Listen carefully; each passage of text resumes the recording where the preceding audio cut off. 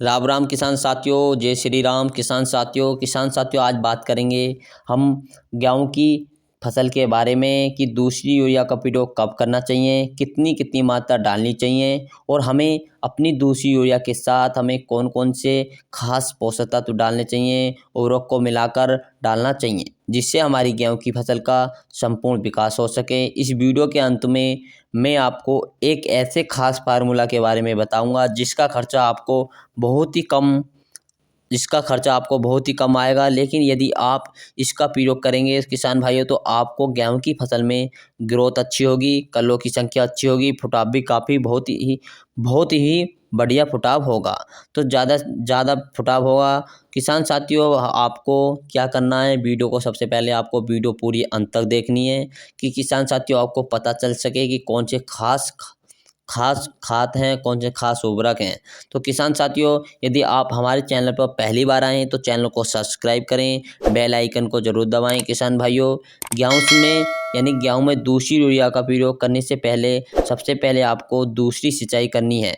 दूसरी सिंचाई के यदि हम सही समय की बात करें किसान भाइयों तो आपको 38 से लेकर 45 दिन के माध्यम में आप गेहूं की फसल में दूसरी सिंचाई कर सकते हैं।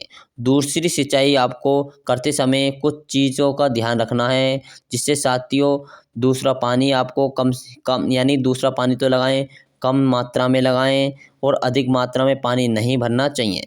दूसरी सिंचाई करने के लगभग 2 से लेकर 3 दिन के बाद आपको अपने खेत में दूसरी यूरिया देनी है। दूसरी यूरिया के यदि हम मात्रा की बात करें किसान भाइयों तो लगभग आपको अपनी सही मात्रा का प्रयोग करना चाहिए।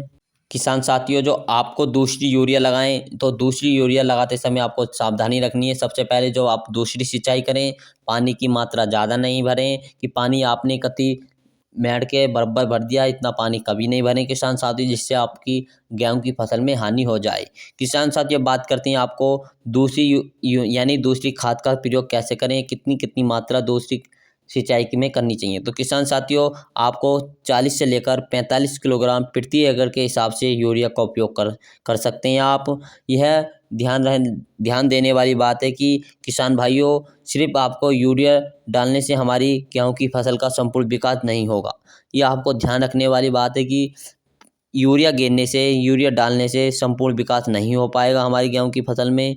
और यूरिया डालते समय संपूर्ण विकास के साथ साथ आपको कौन कौन से खादों का भी प्रयोग करना है, जिससे हमारी गेहूं की फसल में अच्छी ग्रोथ हो, हरियाली हो, फसल हरियाली रहे, फुटाव भी बहुत तेज़ी से हो। लेकिन कुछ किसान साथी निरा यूरिया का ही प्रयोग कर पाते हैं और संपूर्ण खादों का प्रयोग नहीं कर पाते। तो आपको और भी खादों का प्रयोग करना है जिससे कि